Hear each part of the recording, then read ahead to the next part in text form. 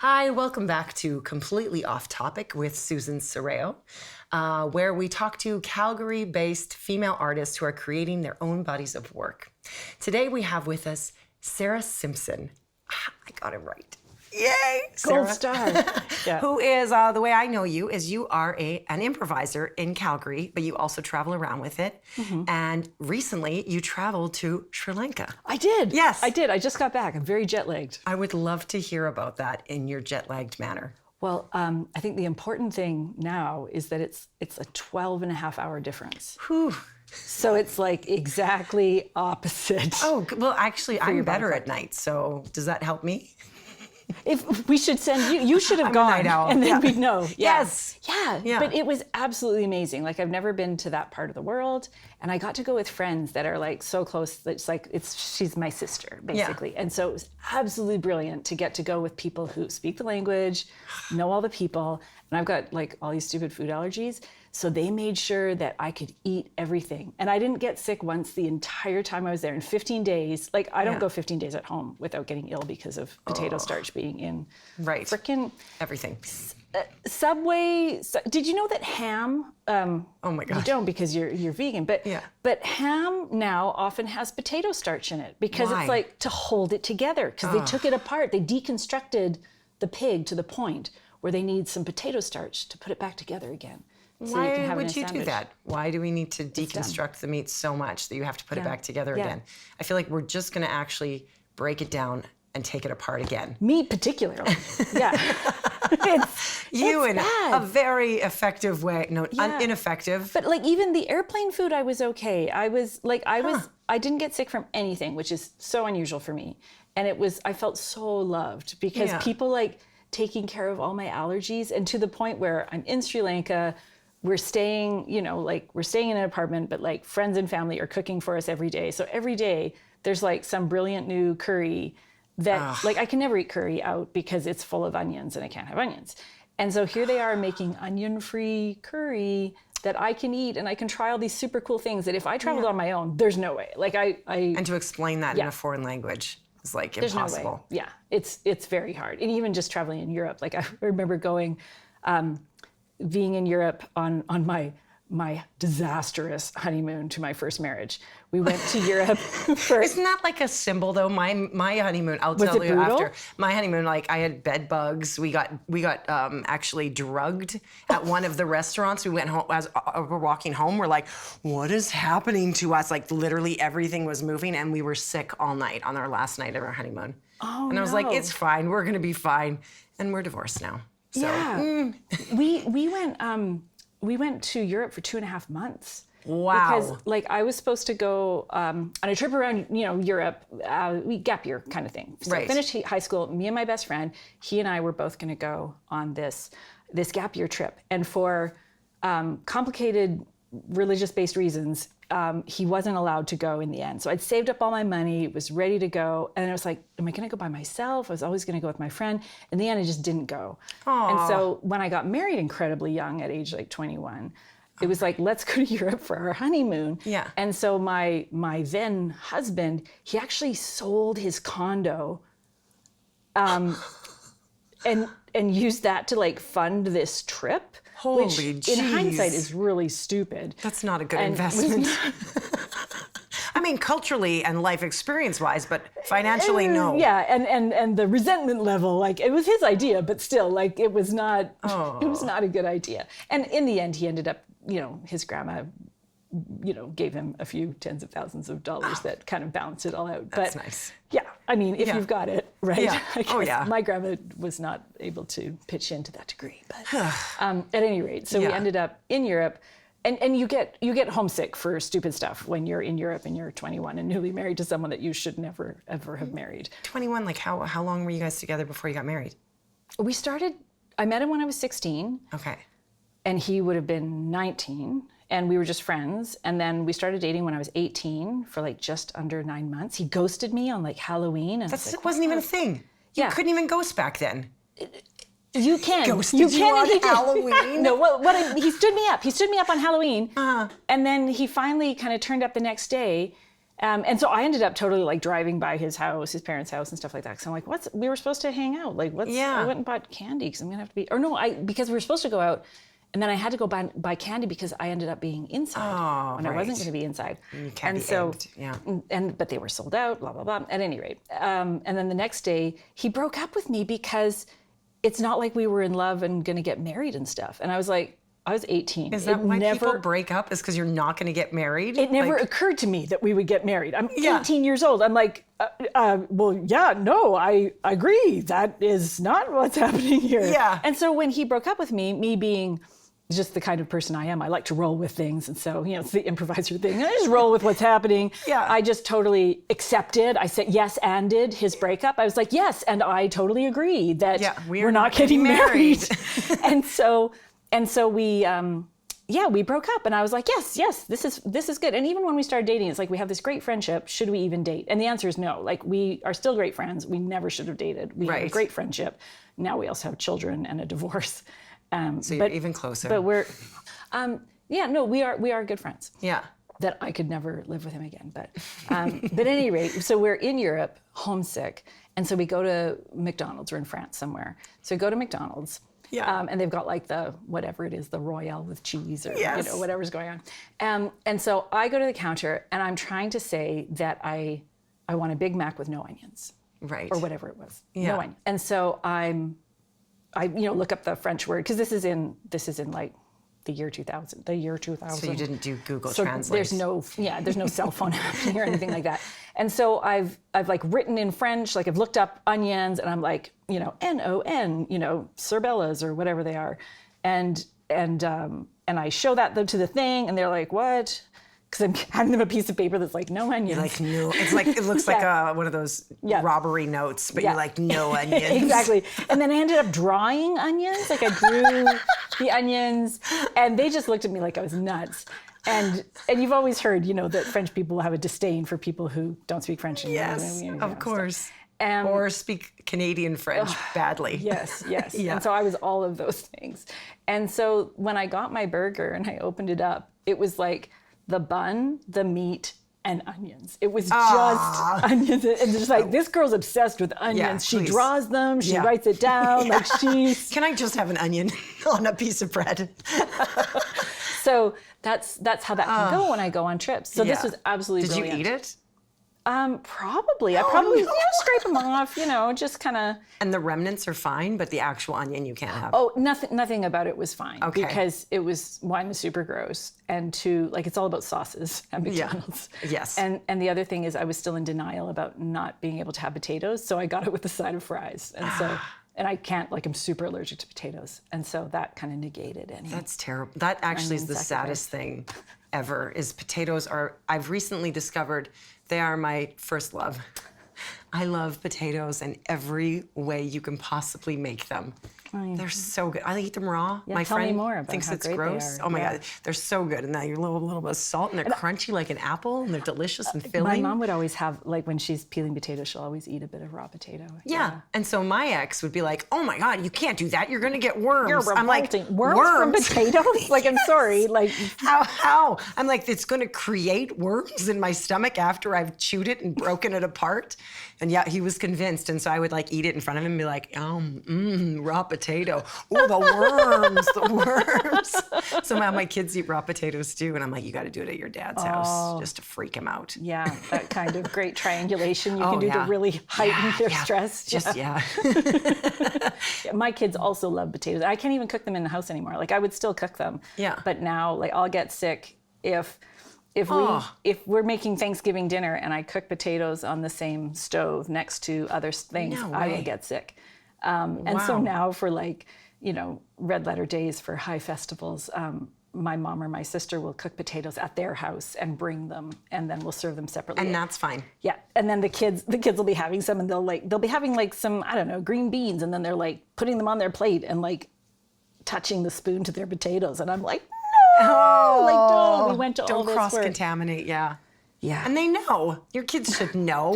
I mean, they're fine. I'm just always like, what? Careful. Yeah. And, they love it. Yeah. It's great. But so we're in Sri Lanka, and we went and stayed a couple of days at this glorious resort because it was there for a wedding. And so Sri Lankan weddings, there's 2 days, and so you have a wedding, and then they have this little mini honeymoon, and so we all went together on the mini honeymoon. You go with them? Well, no, I wasn't sure if that was a cultural thing or not, but it was because basically my friend, my friend and her family, they're all Canadian, they live here, but they came from Sri Lanka when she was, when the kids were like 5 and 10 years old, and so my friend's my age, so she's been here for like almost 20 years.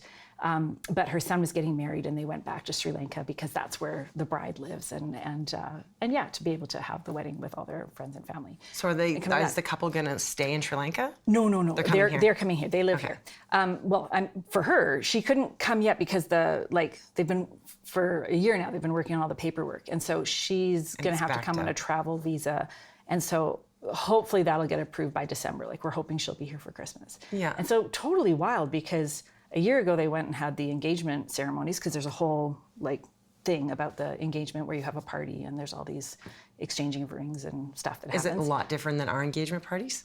Yeah. I would assume so. Yeah. Oh yeah. Because our engagement, like when I got engaged, just the first time, it's and just food. everyone got together, some drinks, some and food. maybe presents. Yeah, some pictures. Yeah. And then when John and I got engaged, we didn't. We took everyone to the Banff Springs for brunch. For Holy jeez. I mean, not everyone, like our family and a couple of friends. Yeah. But I know that was John's posh background. Oh, yes. Okay. To him, he was like, "Oh, we should do this," and I was like, "Fill your boots, I'll come." Let's sell another condo and we'll do it. Different husband. Yeah. Oh, okay. Okay. Yeah. Okay. But same mistake. Yes. Yeah. And so, so basically, what am I saying? Oh, so the tradition is that they go for a so you have the engagement party, and then a year later, now we are here, we're all going for the wedding. So it's like his immediate family, we're like family. We came to my daughter's, the maid of honor for, it's funny, she's being maid of honor for someone she's never met in real life before. Oh, wow. But they wanted her to be the maid of honor because it was so special that she's coming, and for all these other, and then she's paired up with the best man, who is, so like there's the groom, and then the groom's younger brother is his best man, and my daughter and the best man are very, very good friends. Because our kids have grown up together, they're like cousins, very, very close. Yeah. And so she's maid of honor, and then Emerson, my younger son, he's coming too. And so he was in the wedding party as well. So I very, saw very pictures cool. of him. Yes. Aren't they amazing? Yeah. Yeah, super, super cute. Yeah. And so those photos you saw, that photo shoot happened at 6 a.m. before the ceremony. But there was something I was going to say about all that. The honeymoon. Oh, the honeymoon. And so you have on the 26th, on the Thursday, you have the wedding. Yeah. And so the wedding's hosted by the bride's family. And it's like, you come in, full on ceremony. There's like ceremonial dancers and drummers and like all this super, super, super cool stuff. Yeah. Very, very cool. And completely different, and all in another language. And my son's like, this is so long. Because when you don't, like if I went to a Canadian wedding, but I didn't, it was in a different language, I would still recognize all the, you may kiss the bride and the exchange of rings and all that stuff. But this is a completely different ceremony. So I don't know what's happening. So that's really interesting to watch. Background of why it's happening. Yeah. And so like there's a priest, like a Buddhist priest, and he's singing all this stuff. The bride and groom don't say a word. They don't say their vows. Like they wrote vows, but the priest says them. Okay. They don't say them. They never say yes or no or anything. They don't say anything. Yeah. During the whole ceremony. But there's like this cool part where there's all these leaves involved, and so there's like all these leaves, like kind of like the plant behind you. There's these tropical leaves with coins on them, and so there's a lot of picking up of the leaves and the coins and then setting them down and offering them to different people, and here's one for grandma and here's one to set down, and like there's all this stuff happening. And then it's after, like maybe an offering of like fortune or who knows, abundance of something, and all coins, and normally with rupees you're only using bills, like you don't use coins, because like a $100 rupee note is worth like 50 cents, right? It's kind of like pesos. There's a big number difference, but yeah. So then you have the so you have the ceremony, and then you have a party, and like the banquet, all that kind of stuff, much more familiar. There's wine, there's booze, there's all kinds of stuff. And then we left for this like gorgeous resort in Negumbo on the coast for 2 days, which is the honeymoon.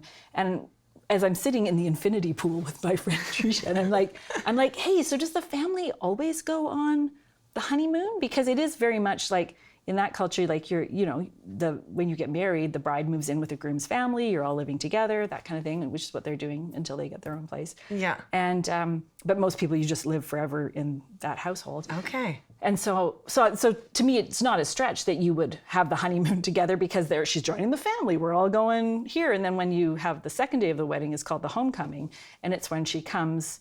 And she's coming now as part of the groom's family in a way. And then you have the groom's family hosts the second party. So there's 2 receptions, right? That sounds fun. Oh, it was super fun. It was glorious. Yeah. But and so she, so I'm saying, do you always, have your whole family come on the honeymoon with you? And she's like, oh, no. She's like, I just didn't feel they'd be safe otherwise. I thought we better come. So it's like table for 8 each time we're having all our meals and everything. And they did, the staff was like, oh, hey, they're on their honeymoon, aren't they? And I'm like, yeah, they are. And she says, we can do a special candlelit dinner on the beach for them. Oh, it's nice. like, oh, that sounds lovely. And so they were going to do that. And that night it poured rain. Oh, no. So they put a little table like kind of outside the restaurant under the overhang, right where everyone comes in and out. Oh, no. They didn't mind. They were delighted with everything. But yeah. There's such a pressure with honeymoons to be like so perfect and like a fairy tale and like wonderful everything, right? Like there's so much, it's like more pressure than just a holiday, right? Well, I guess, I mean, I don't know that I've had 2 honeymoon experiences. Yes. Neither of them were like, I hadn't put a lot of stock in them. I guess it's a good thing because they were kind of weird. Yeah. We did my ex is from England. And so we got married here in Calgary. Yeah. And a bunch of his family came over. Yeah. And it was nice because his dad got to see the way that we live and the way, because it is different than England. It is, because my current and best husband is from the best UK. Husband. And so there might be another one, but he's going to be the best. Top 2. Yeah. So same thing, like just there's different traditions and it's good to see how that all even works. Restaurants are different, right? Oh yeah, with tipping and with like and the they food just and the call for the bill. portions They're and- just like, I need the bill. And it's like, if you Yeah. Well, yeah, you just either try and make eye contact or you just wait till they come. You just don't they're matter if coming you're late, back. whatever, They're coming you just back. wait. Yeah, so different. So anyhow, he was actually really happy to see my family and the way that Peter would be integrated into Canada. And he felt like, okay, he's going to be fine. He's going to be loved. Right. And all of this. But he said to Peter, he's like, watch your portion sizes. They feed you too much here. Oh, yes. Yeah. So anyhow, but then after that, we went back to England and we had a party with his dad's family, like that side of the family. And then we had a party with his mom's side of the family. Children of divorce, yeah. Yes, and theirs was like, I think Peter's parents divorced when he was 3, and it was very traumatic. Oh, man. Yeah, and his dad was a milkman, so like didn't really know how to take care of the kids, but had the kids. And so just a lot of trauma around that. Yeah. But I mean, his stepmom's fantastic, and I get along really great with her. So and his mom's lovely too. My ex-in-laws, I get along with really well. I call them my outlaws, but they're always like, "Are you sure you couldn't just come back soon?" I'm like, well, I'm here now. Yeah, but yeah, like we have dinners together. And all that kind of stuff. Oh, that's nice. Like with so John comes too. Like there's my current husband and my ex-husband and my ex-husband's family, and we're all having dinner. I love that. Like that's actually what I was hoping for. It takes some time to get there. Yeah? Like how many decades? Well, I'm on 1.5 decades. Okay. Yeah. And how long before you got there? We worked really hard at it. Worked with Mediator, all kinds of stuff. But I think to their faces, always, very pleasant. But I think, within a couple, 3 years. Okay. It was pretty good. So we're separated about 7, 8 years. Oh, okay. No. Divorced. Not for everyone. As well. Yeah. Yeah, and I mean, that was always my goal because I was like, I actually I love you as a person. Yes, I would love to be able to have Christmases together and just, because for the kids, you're always missing someone. Like, no matter what, there's someone important is always missing. Yeah. And that sucks. And it's different. Like, they have a different energy around each of us because our houses are different. Totally. And your rules are different and your vibe is different. Like, it took me a while to realize a couple of years ago, my kids are basically like, you're not fun or funny. And I was like, what? You are fun and funny. I know. Yeah. You're so fun and funny, but you probably had to be like, I'm your mom and I have to figure out all of your life. Well, and I had to balance, like, I'm the one who keeps track of the doctor's appointments and the this and the that and the IPP, like all this stuff. That I'm Signs that all the parent. forms, pays all the fees. Yes. And he's the fun parent. He does the cool stuff. Yeah. Let's watch movies. Let's play video games. Let's play guitar. And we can, we'll get to school when we get there and that kind of stuff. And so which is more stressful on the mom, because then totally, you're like, because they're late and you're getting messages from the school and they're like, they really, they're missing the weather bear every single morning. They'll never learn how to be in society. Yeah. Because they missed the beginning. They need to sing O Canada and every morning. I have no control over that. Like and he means well, he just is not a timely person. And that's, we're all different, right? Yeah. And if you're both together, one of you would make it happen. But when fully half the time you're late, through no malice, like he's trying. Yeah. It's hard, and he's single parenting 3 kids and trying to get them out the door and all that kind of stuff too. And we all have our different skill sets, right? Like, he's when you good at separate, different it's like things than half me. your skill sets are gone because that other person did all of this stuff. Like he takes the kids to the pool. Like I never had to take the kids to the pool. I like swimming. I hate the chlorine and the change rooms I hate it. And so he would always take the kids to the pool. And that would be a thing he still did. My kids want to go to the pool. I'm like, oh no. But fortunately, my second husband, John, he loves taking the kids to the pool. To him. Oh, look at you. Was that on the dating app? You were like, must take kids to pool? Yeah. Yeah. Where did you guys meet? John and I? Yeah. Oh, through the magic of the internet. We met on Plenty of Fish. Do you remember Plenty of Fish? I was not dating during Plenty of Fish, but I remember this woman telling me, she's like, I met my boyfriend on Plenty of Fish. Don't tell him. Yes. I met a lot of people on Plenty of Fish. And I was like, I think that's okay too. now. Like it's not like 20 years ago where people would be like, how could you do that? Like see all of these men. I remember the first time, like working at the spa and someone's getting married. I'm like, oh, how did you meet? And she's like, online. And I was like, oh my God, your marriage is doomed. And then, 10 years later, that was me. Yeah. And I did, it's a long story why I was on there in the first place, but I did not expect, like I was just looking for a distraction. I was only on there because that's my previous second best husband was cheating on me on Plenty of Fish. And so a friend created an anonymous profile so they could be like, I'm so sorry, but you have to go look at this. Your husband's on Plenty of Fish. And I was like, no, there's no way, not true. You know? And then I'm like, but I went and looked. Yeah, my ex was on Tinder. Isn't that crazy? Yes. And it was like for validation. He wanted to know he was still attracted to other people. And I'm like, I don't know if I believe that fully. Like, well, and that was the thing is when I saw this, like right away, because I'm very calculated and pragmatic, and I went into my super like, private investigator mode. And so I saw that, but instead of confronting him, I was like, well, I won't find out much if I confront him because he'll just say, oh, no, just my friend put me on whatever. Yeah. But right away, like I believe the best of people. And so right away I'm like, oh, it's probably that, I know his friends dating on there and he probably just wanted to show a profile. So he probably had to create one so that he could see the thing. Like I'm creating You're making a whole story. Totally. I'm making all these things. And I'm totally thinking of the Pina Colada song, the where Pina Colada. Getting caught in the rain. Yeah. Because it's all about two people dissatisfied in their relationship and they each put out a personal ad and then they find and they go and so did you make a profile for him? Yes. You did? Yes, I did. So and did you like him? Or I don't know how Plenty of Fish works. Is it liking or what? This is like I was a freelancer, I'm working from home. I have one of my contacts is ripped. So I've got I'm like this on the computer. Sign. Yeah. My kids are at his parents' house with the nanny because they got us a nanny, but not at our house. They got us a nanny at their house. So I had to drive my kids we need control. Half an hour to their ranch every day to drop off the kids. And this is so helpful. Thank you so much. But anyway, we have a great relationship. I get them a Christmas gift every year. Actually, they get me a Christmas gift every year. It's always pajamas in a way too big size. But I've grown into them over the years. I feel like I see what you want me to achieve and I will reach that goal. I did, yeah. You bought me an extra large jacket. Thank you. Thank you. It fits now.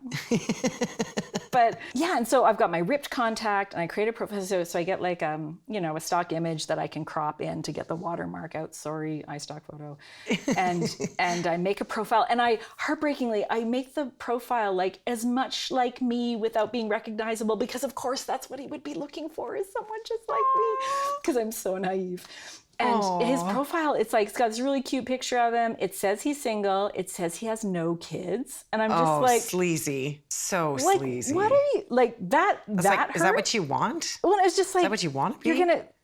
And what kind of, it's not like you're looking for a new relationship. No, you're looking for a hookup for sure. Yeah, because, you're saying you have no kids, and you do. They're at your parents' and it's going to be now. quite obvious.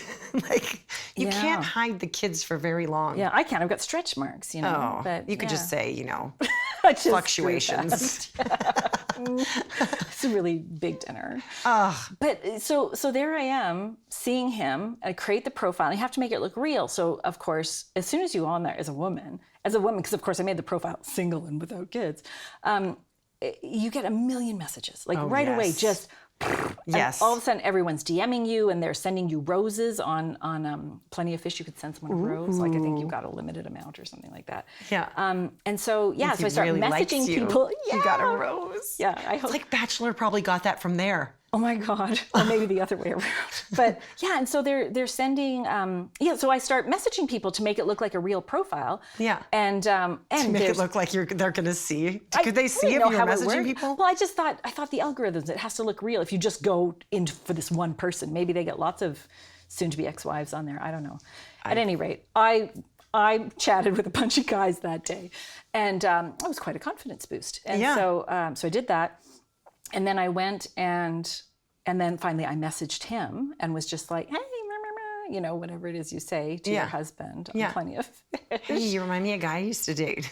And within 2 hours, he replied. Yeah. He replied to me. And he's chatting to me. I don't remember, because I was just like, but he was being smooth. So and he was hey. willing, it's like, hey, you want to meet up, kind of a thing. And so I'm like, oh snap. So now he is meeting up with people. This is not just it's not just a whatever. He replied within 2 hours. Yeah. And and so I was like, ooh. So I talked to him a bit more, talked to a few other people. And then I waited till he got home, because Did you say, oh my God, I made a profile on Plenty of Fish and I met all these guys. It was quite a confidence boost. You should try it. Oh my God.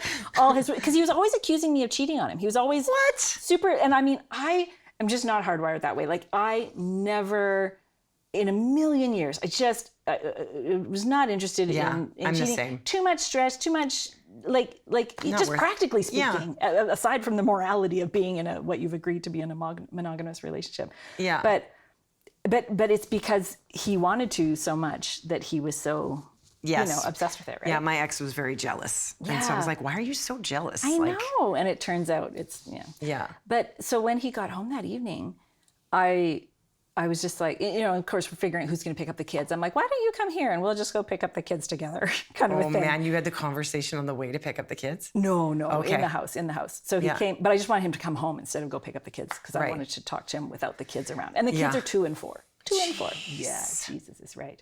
Oh. And so, Emerson just turned 2. And so there we are, having this conversation where I'm like, hey, so I know what's up. How about, I'm kind of like, hey, is there anything you want to tell me? Yeah. Because again, I'm not showing my cards. And so I'm like, anything you want to tell me about? And he's like, well, what do you mean? I'm like, have you been fishing? Because I'm just like, well, I didn't even say that. I was just like, so I learned some things today that were pretty interesting. And I was just like, you going to tell me about them? Because it's going to go way worse for you if you don't just come clean. Yeah. And he blustered or whatever. And after 2 hours, he was like, because I'm a stern investigator and interrogator. Ooh.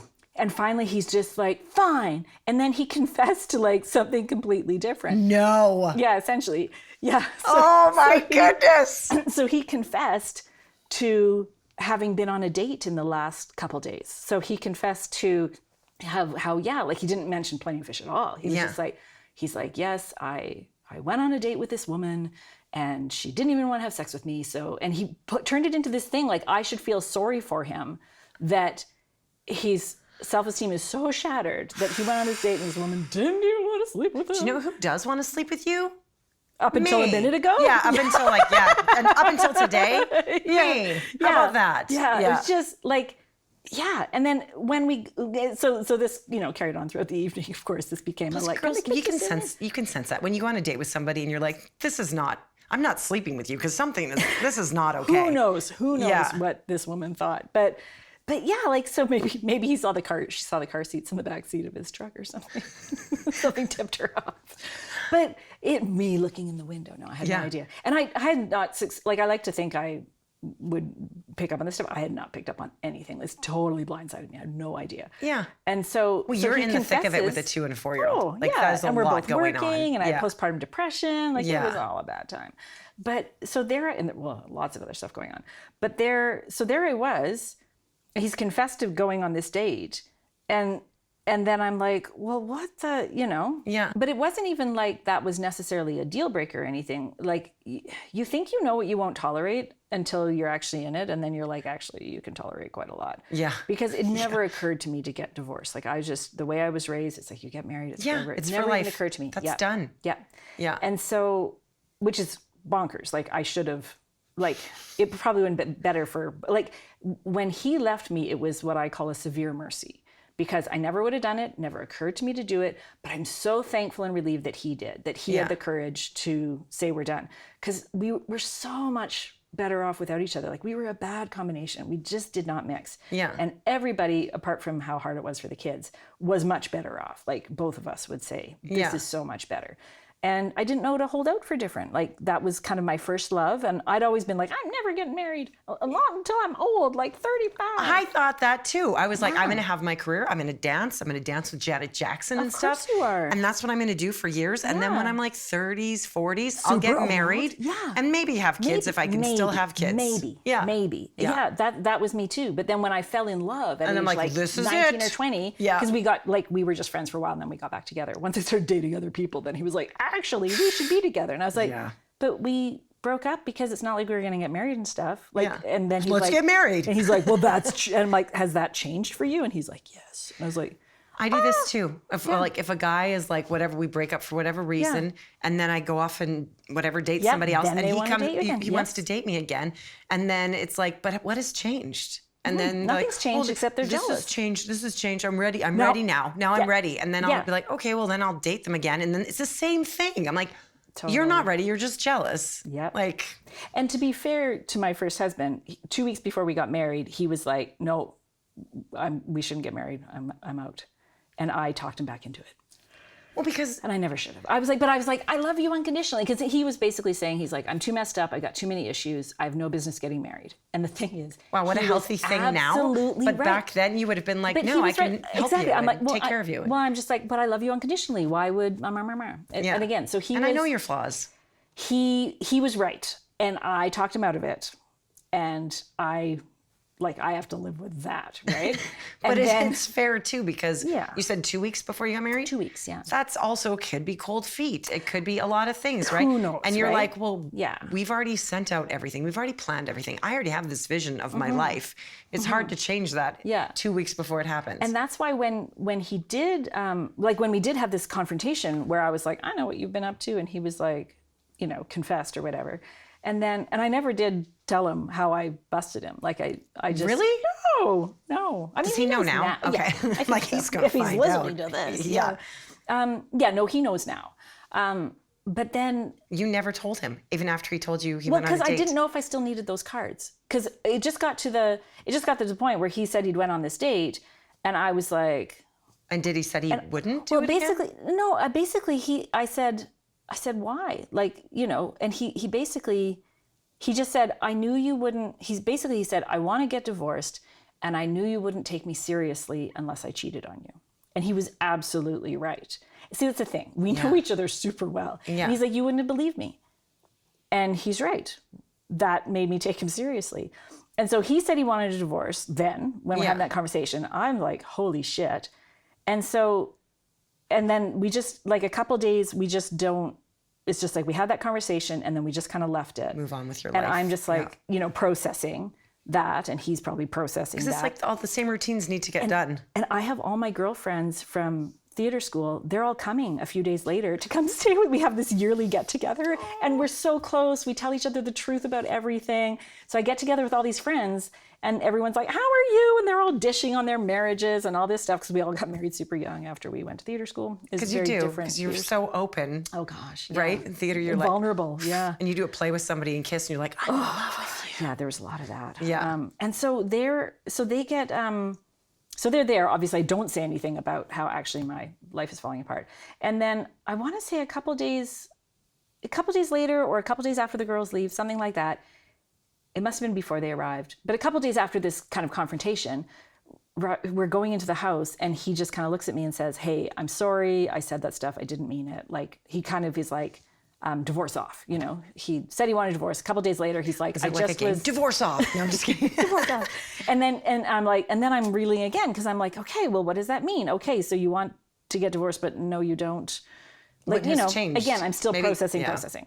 And then, you know, a week later, something like that, we go to, the kids are at the nannies again and his parents. We went to my work stampede party for one of my clients. And on the way back from this late night stampede party, we're driving out to his parents. It's an hour-long drive from where we are. And on that, you know, captive audience in the vehicle after stampede party, like drunk. You're at your best, right? Yeah, yeah. And again, he says, I want a divorce. And I really mean it. And I'm like, okay. And just as I'm about to launch into whatever, he's like, just don't say anything. I'm like, what? Yeah. And he's like, you'll just talk me out of it. I know you'll talk me out of it. Just, you know, just don't say anything.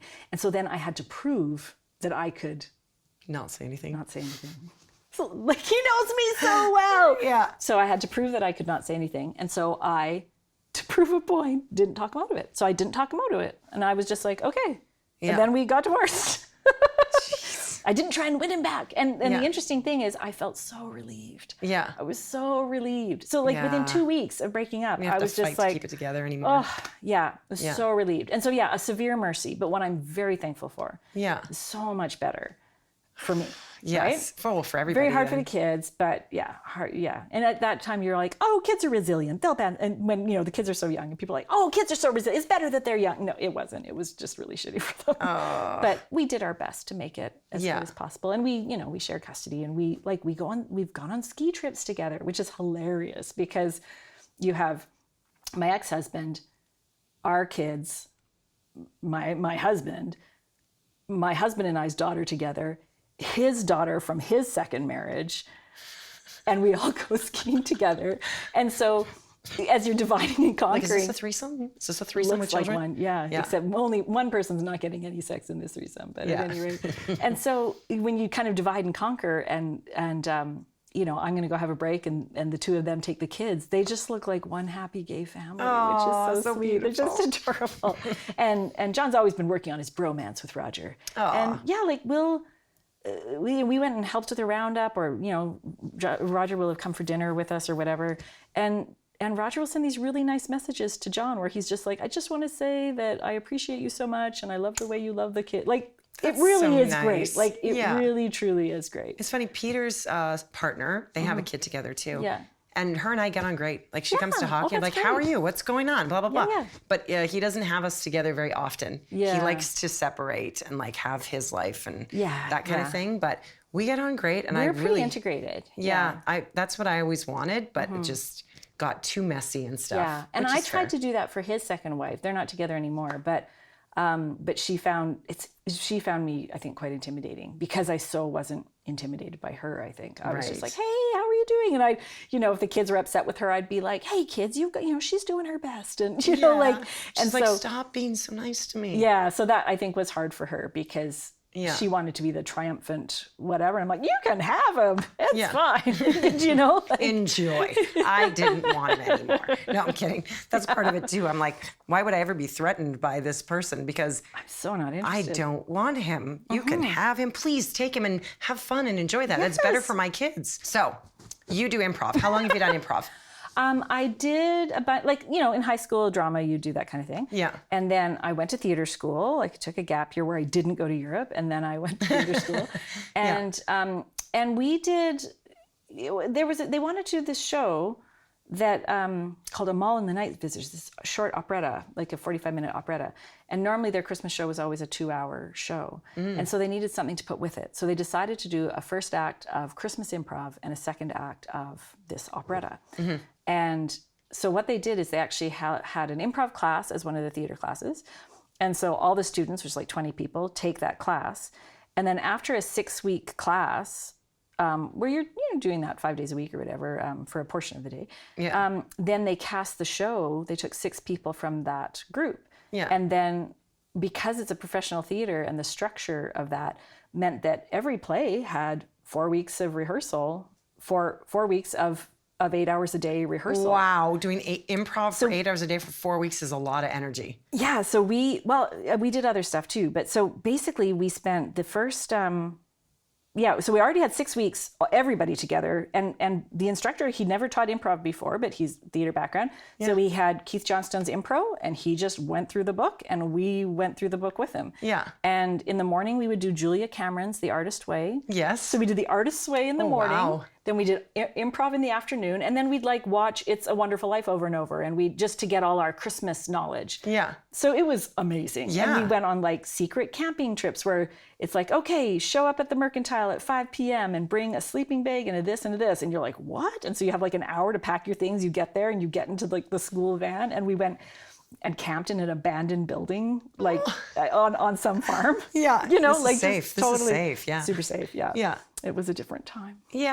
Late 90s. And but now you're with the Kinkonauts. And so didn't do any theater for like 10 years after I graduated because I was burnt out. And then I was at U of C working on an English degree and saw the sign up for the U of C Improv Club. And I was like, oh, hey, I should do that again. And then the second time I went, Rick Hilton from the Improv Guild, he came and did a class and he just said, hey, do you want to join the Improv Guild? And I was like, yeah.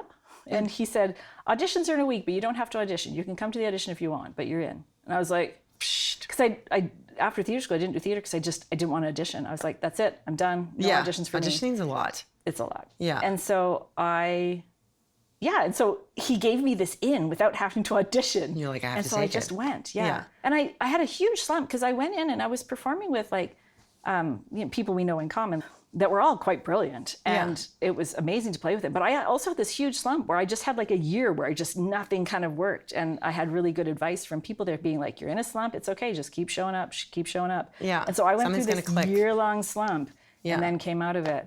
And then eventually, like I was with the Improv Guild for many years, and then when that kind of dissolved, I started obviously improv with Laura, and then that kind of got amalgamated into the Kinkonauts, and then I became like the co-artistic director of the Kinkonauts, and then I became the artistic director of the Kinkonauts. And so like in that role, all told, like 6 years. And like it turns out it's this huge part of my life now.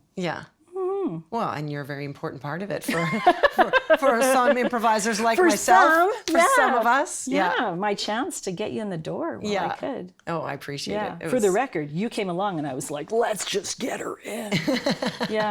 Your schedule didn't line up, but I was like, it doesn't matter. We don't care about schedules. Well, because you could empathize with that too. Having had shared custody, when it's like, oh, if you can't be here every week, and it's like, thanks. So I can't do anything. Anything ever, you know? Totally. You got to work around that stuff. When my friends were like, I had a friend from my kids' preschool, they got a divorce, and then she was doing week on, week off with her ex, and I was like, how does that even work? Before I even had on a radar that I would ever get divorced. And she's like, it's really hard. She's like, I actually want to start like a job share program where you work a week on and week off with another person who has a week on, week off, and you share the position, you share the role. Because that's the thing, is that when you have your kids week on, week off, the intensity with which you want to parent your kids that week. You want to be there. You want to be present. You don't want to get a babysitter one night because you got tickets to the hockey game. You don't want to perform that night. And that was a thing. There was a chunk of time where my ex had sort of insisted on a different schedule that meant I couldn't go to my Monday improv. I just couldn't. And so there was like 6 months where I didn't go to improv because I'm not giving up that time with my then very small children. And I couldn't take any classes anymore. Like we used to have it where I had the kids, we did it based on my class schedule. So if I was taking a class on like Monday, Wednesday, he would have the kids those nights and then a day on the weekend or whatever. Yeah. And then it was like he decided week on, week off is the way that people do it. I'm like, but that's not conducive to like what I'm doing. Yeah. No, it doesn't matter. Go to the lawyer. The lawyer agrees. Oh, great. Thanks. The Thank tough you, thing men, is all- for deciding what my life should look like. All the studies show. But it's brutal. But before then, because the kids were so young, we did like a much more, it was like 3 days and 4 days. It was like 3, 4, 4, 3, 3, 3, 4, 4, you know, like, yeah. But because they do need you more often than once a week, but or what like my every kids, other week. the feedback from my kids who are now like 19 and 17 is just that was too many transitions, and they did much better on, week off, because it's just a single. You can settle transition in once a week, and you can settle in. I actually feel like it should almost be like, not that I don't want to see my kids for a month, but I almost feel like it should be month on, month off, because then it's like you've just got a flow for a bit, and then you transition, and they know it. Like it just seems. Except that would be such a marathon. like I also found like when the kids would leave But then after you a could take week, a night I'm off. like, I'm crying as they leave, but I also am like, oh, okay. Exhausted. My Mondays are the worst. Yeah. I'm like, I just need to sleep for the day. Can I get like, because there's so much energy, Well, and then the Monday we coming back. we change on Wednesdays now because we found. Are we still doing Wednesday changes? But Wednesdays worked much better because having the change be part of the weekend, either at the beginning or end of the weekend. We do it Monday morning, so it's like school drop off, and then the other parent picks up at the end of school. We did that for a while. That school was the exchange. Transition, yeah. And one of my kids had really bad separation anxiety, and that was one of the things we had to do. So we changed it so we always met in person. The transition was always from parent to parent, and it's not like that now because they're older and it's it's fine. Yeah, but that's a good way to have a quick little catch up of what's going on too. Yeah. Which we miss because we just drop off the stuff and go. What's brilliant now, though, is that my kids are, one's at university and one's in the last year of high school, but is up at SAIT in the mornings, and we just live blocks from there. Yeah. And so even when they're with their dad, they, one of them will have their morning classes, then they'll come to my house, they'll have lunch, then I give them a ride to school, then they come back after school to wait till the other kid is done. So right now I'm seeing my kids every single day, which is like, people take that for granted. And it's like, so I haven't nice. seen my kids every day since they were 2 and 4. And to see your kids every day is amazing. Yes. And it was hard for them at first because it's like, why am I at mom's house? This feels weird. And I think it is still hard for my daughter. She's like, my kids she'll do feel get that. home and she just wants to go, like, it's like, I'm not supposed to be, this is dad's time. Yeah. That's my oldest is like that. But my other kids, like on Thursdays, my parents actually have the kids. And I have a bunny, like Kate's bunny. So every Thursday they actually come here, whether it's my week or not, and they help with change the bunny. So I get a little catch up. Yeah. And if I'm not working or in a show or something, then I will go to their hockey games or their soccer games. So I make sure that I can peek in and say hi to them. That's so nice. It is nice, but then there's like weeks where I can't, and I'm like, oh, I'm so. Yeah. Up until recently, I've had the time to do that, but now because I am like creating my own work so much more, it's like I actually do have to do work. Like I actually have to hustle. Yeah. So, but anyhow, you also have a duo that you do for improv. Yes, this I is my do. last question. Yeah. So what are your plans with this? Oh, okay. So my friend Nicole and I have this great duo called Request Heartache. And what her and I wanted to explore together more is just more dramatic improv. And so we both come from a theater background. She has like an MFA in directing. Oh, wow. I didn't know that. I knew she was like played music and like she's a musician and stuff, but I didn't know. Yeah, no, that's in more recent years. In the last 10 years, she's like, I'm going to teach myself how to play ukulele and guitar and all kinds of stuff. So that's kind of more recent. So her background, like she did proper theater school. She went to, did she go to McGill? At any rate, she went to an important school out east. And then she did her MFA, her Master's of Directing in Calgary, and then ended up staying in Calgary. And I come from a theater training background too. And so we do one-act plays that are like dramatic one-act plays. Yeah. But very relationship-based. And we started doing it, I don't know, 6-7 years ago. There's a festival we wanted to apply to. So we had to like put together a format to apply. So we were in the beer gardens at Folk Fest and made this plan. And it's just this idea that I'd had of just having a show where you're inspired by music. Yeah. Which sounds simple, and there's lots of shows like that. And I was thinking, wouldn't it be amazing to do a show based on like this certain Violent Femme song I like? And I was trying to think of how you could choose the songs, and then I was like, no, I have to let the audience choose. And so this idea of like an all request phone-in radio show.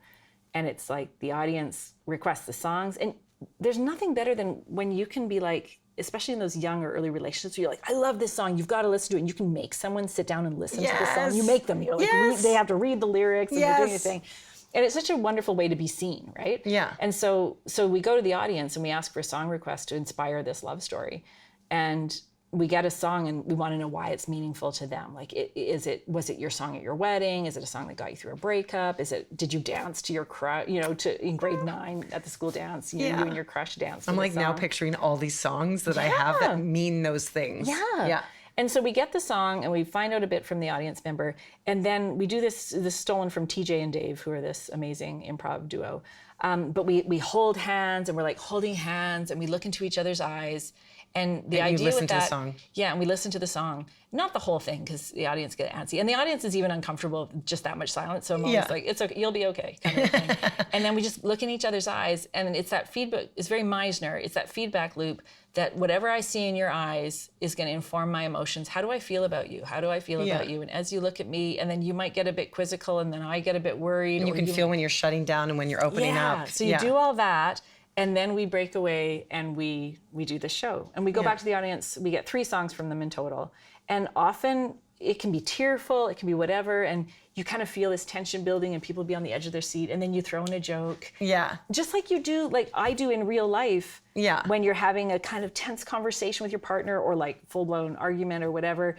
And you throw in a bit of light relief. Or I do it anyway. Yes, of course. And your audience needs that little, or you say something you realize is ridiculous. And you say those things. And Nicole and I know each other so well, and we know each other's like relationship history so well that we can draw on all that. So when we're doing our shows, the stuff like I was just talking about, that comes into the show. Like we've done numerous shows where her and I know that we're talking about something that happened last week with her ex, with whom she shares children, right? Yes. And it's not obvious, but we're doing improv where there's no kangaroo bicycles. Like it's all very real. And people come away, they're like, I've had that argument. I've had that exact argument. It's not therapeutic, but it is sometimes, it like connects you. I had a bad review once from an Request Heartache show where someone did a Google review, or I can't remember how they reviewed, where they said that I should get therapy. Now, honey, girl has a lot of therapy already. Yeah, you are pro-therapy. I'm very pro-therapy. But she thought that my performance was too real, and it was too. She didn't feel safe that you were being. She was worried that I was letting it all hang out, and that this was me. That was me. Right. So this audience member writing in. But that's such a compliment as an actor and performer. You're like, oh my God, you really believed me. You need therapy. Yeah. And especially because when we finish a scene, we kind of just go to the side and then we get another song and we carry on. And it was a scene where I'd actually cried. Like I'd actually cried in the scene. And so between scenes, I'm kind of wiping my tears and I come into the next scene. And one of her bits of feedback was like, in the next scene, she still was wiping the tears away. I mean, that shows that she's actually too affected by this. She needs therapy. Too affected. And it's like, when in life are you too affected? Well, and it's not like a film where you can cut and, like I'm the same physical person physically even in film, on the stage. You need a couple minutes to reset. Yeah. Like you need time to let that go. Yeah, and you don't get that on stage because we're doing the thing. And so it's really funny because as this feedback was shared with me, and it was like, they're like, hey, I don't think I need to worry about this too much, but just so you know, this was some feedback you got from an audience member. And so Nicole and I are looking at it. And it was like, you do know what theater is, right? Like this is pretend. It was probably too much for them. Yeah, I think so. Do you know what I mean? Yeah. Well, this has been so much fun. I think we should go for coffee more often. We should. And now we can do a show that refers to, it'll be like, how are you doing? How's your online dating going? And we'll have this rich layer. Yeah. Yeah, totally. Yeah. Go back to Plenty of Fish. Does it still exist? Maybe it does. I don't know. You could set up profiles and find out. Oh my God. I love setting up profiles. It's probably my favorite part of online dating. It's a dream right? Brutal. Yeah. Well, thanks for having me. Thank you so much. This has been so fun. And I knew it would be. I know. And we'll do an 8-part series on my past relationships. This is going to be amazing. We have a whole new podcast completely on Sarah. Oh, and thank you so much for watching and being here with us. And we look forward to seeing you next time. We, as in me and my guests. Thank you so much. Hey, thank you. Oh, lovely. Are you craving more deep, funny, and real conversations that make you feel like you're having a drink with one of your best friends? Check out Firecracker Department with Naomi Sneakus, available on all podcast platforms and on YouTube.